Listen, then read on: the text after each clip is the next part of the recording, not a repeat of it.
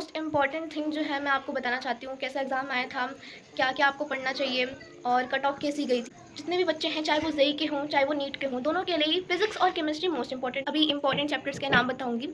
और annual exam होते हैं, उनसे भी हार्ड आया था। वो तो एनसीईआरटी लेवल ही होते हैं, लेकिन उनसे हार्ड आया था। अगर अपना एक्सपीरियंस शेयर करूँ तो मेरे को ना मेरी 11 रैंक आई थी। दोस्तों, अगर आप जेईई और नीट का सपना देख रहे हैं और इसे क्वालिफाई करना चाहते हैं, इसके लिए दिल्ली शिक्षा विभाग की तरफ से दी जाने वाली फ्री कोचिंग का लाभ लेना चाहते हैं, तो ये वीडियो आप सभी स्टूडेंट्स के लिए बहुत इंपॉर्टेंट है।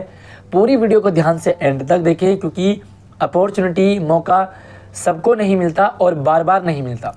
मैं आपको अपना एक्सपीरियंस और अपने टिप्स दूं, उससे पहले मैं उस बच्चे से मिलवा दूं आपको। उस बच्चे का एक्सपीरियंस आप ले लो जिसने इस स्कॉलरशिप को क्वालिफाई किया था, और क्वालिफाई ही नहीं किया था बल्कि 11वीं रैंक आई थी।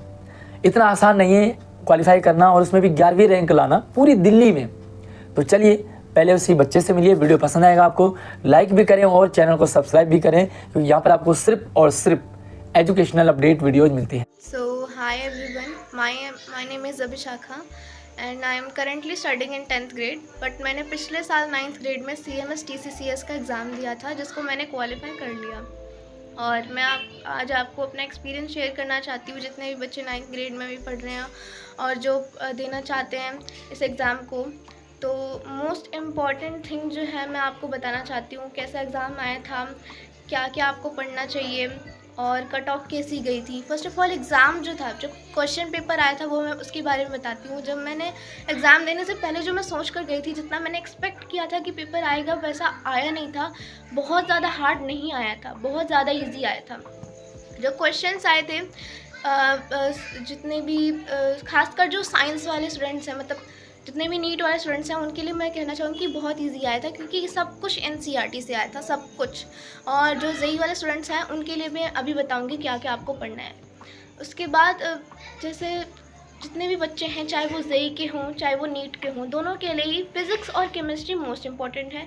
दोनों को ही फिज़िक्स और केमिस्ट्री पढ़नी है। तो साइंस के लिए मैं प्रेफर करूँगी कि आप एनसीईआरटी ही पढ़ के जाएं। पेपर इतना ज़्यादा हार्ड नहीं आता है। पिछले साल मैं अगर अपना एक्सपीरियंस बताऊँ तो अभी मैं एक इंस्टीट्यूट में पढ़ रही हूँ, लेकिन उससे पहले हमें बताया गया था कि जब जितने भी बच्चों ने एग्ज़ाम दिया था, चाहे वो 9th के हों चाहे वो 11th के हों, दोनों को मिलाकर 50,000 के आसपास बच्चों ने एग्ज़ाम दिया था और कट ऑफ अच्छी खासी गई थी।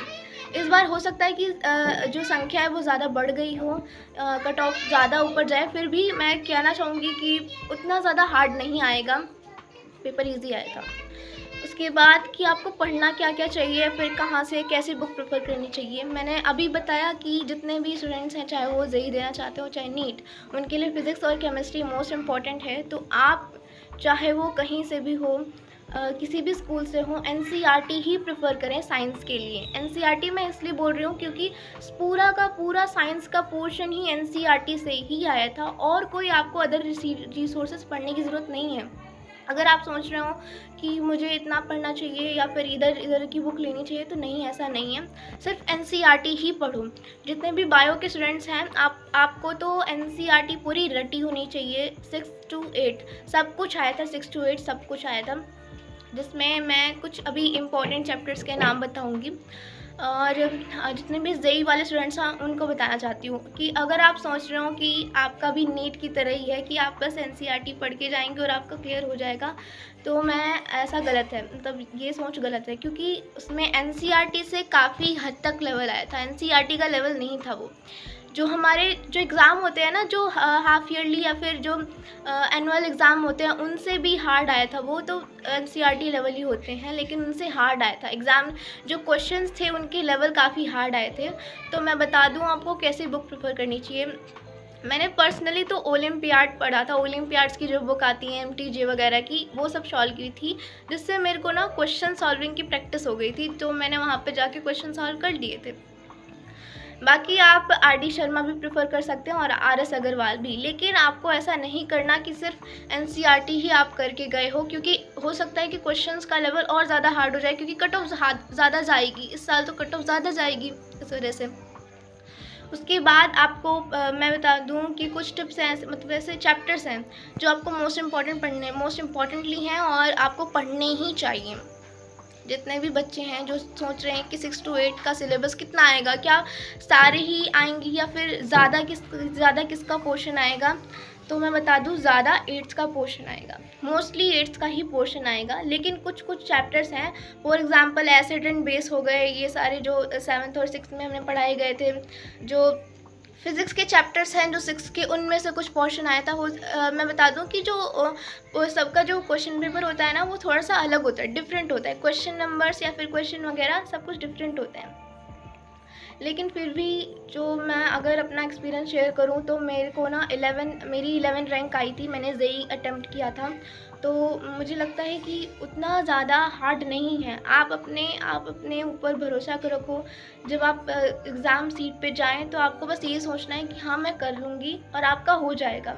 मेरे मार्क्स जो थे वो 205 आए थे आउट ऑफ 300, फिर भी मेरा हो गया था, 11 रैंक आ गई थी मेरी इस पर। अब आप सोच सकते हैं कि एग्ज़ाम कितना ईजी होगा, लेकिन फिर भी आपको ये नहीं सोचना है कि बहुत ज़्यादा ईजी आने वाला है। हो सकता है आज इस बार कट ऑफ ज़्यादा चले जाए क्योंकि ज़्यादा बच्चे भर सकते हैं फॉर्म। इस तरह से आपको जितने भी जेईई अटेम्प्ट करना चाहते हैं वो तो बहुत ज़्यादा पढ़ना है उनको। और ये बता दूं जिनके लिए भी कम टाइम बचा है, जो बहुत पहले से प्रिपरेशन नहीं करते आए हैं, जिनके पास कम टाइम बचा है, मेरे पास भी कम टाइम बचा था लेकिन मैंने कर लिया था, वो ये कर सकते हैं कि एक दिन में आप कम से कम एक चैप्टर तो एकदम अच्छे से कर लें। अगर आप नीट वाले हैं तो एक एनसीईआरटी का चैप्टर आप अच्छे से कर लें, इतने अच्छे से कि आपको उसकी एक एक लाइन पता हो। जितने भी जेईई वाले हैं उनको मैं ये कहना चाहूँगी कि रोज़ प्रैक्टिस करें। भले ही आप 1 या 2 घंटे प्रैक्टिस कर रहे हो, मैथ्स की रोज़ प्रैक्टिस करें, तभी आपका क्लियर हो पाएगा। उसके बाद आपको कितने घंटे पढ़ना चाहिए। देखो अगर मैं अपना पर्सनली बताऊं तो मैंने लास्ट के कुछ दिनों में मैंने प्रिपरेशन की थी, लेकिन मैंने पहले से पढ़ रखा था, जितना मैं पढ़ती आई थी मैंने पहले से पढ़ रखा था, लेकिन लास्ट के कुछ दिनों में मैंने प्रैक्टिस की थी। उसके लिए मैंने मैथ्स की प्रैक्टिस बहुत की थी, और जो साइंस वाला था वो मैंने एनसीईआरटी बस रिवीजन करी थी और मैं चली गई थी एग्ज़ाम और मेरा हो गया था। तो मुझे लगता है कि जितने घंटे आपको पढ़ना चाहिए 3 से 4 घंटे आप पढ़ लें। एक दिन में अगर आप 3 से 4 घंटे पढ़ रहे हैं ना तो बहुत ज़्यादा है, ये हो गया, इसमें आपका सिलेक्शन हो जाएगा। फिर भी आप ये समझ के मत जाना कि बहुत ज़्यादा इजी आएगा, जितने भी जेईई वाले हैं, लेकिन हाँ इजी आएगा।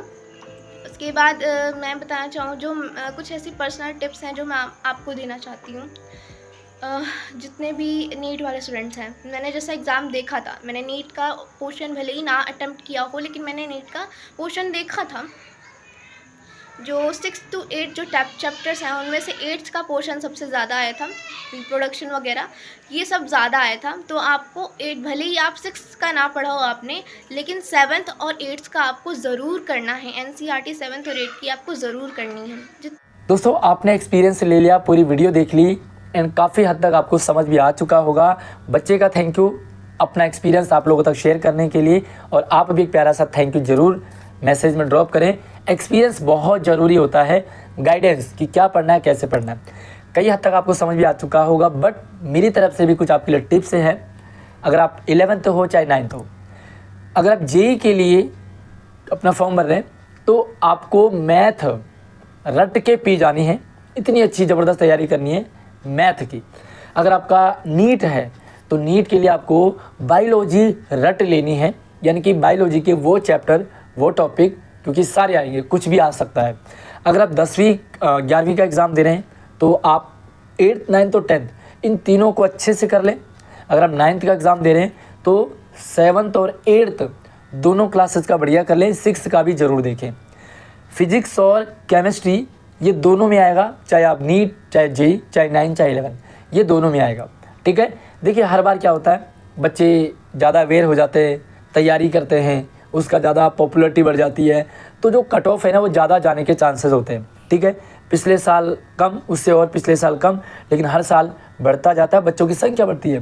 तो आपने किसी भी एग्ज़ाम को हल्के में नहीं लेना है, क्योंकि पूरी दिल्ली से मात्र 150 बच्चों को लिया जाता है 9th में और 150 को 11th में। तो भाई पूरी दिल्ली में लाखों बच्चे हैं, उनमें से सिर्फ 150 को चुनना। लेकिन जो बच्चे अवेयर होते हैं, जो बच्चे सिंसियर होते हैं, वो क्वालिफाई कर जाते हैं। और यही हुआ इस बच्चे का। जिस बच्चे का एक्सपीरियंस वीडियो में आपने देखा, वो बच्चा हर एक मैथ के ओलंपियाड हो, मेंटल मैथ हो, जितने भी मैथ की एक्टिविटीज़ आती थी सब में पार्टिसिपेट करती थी। तो रीज़न और इसका रिजल्ट निकला कि उसका जेई निकल गया, जो फ्री कोचिंग है।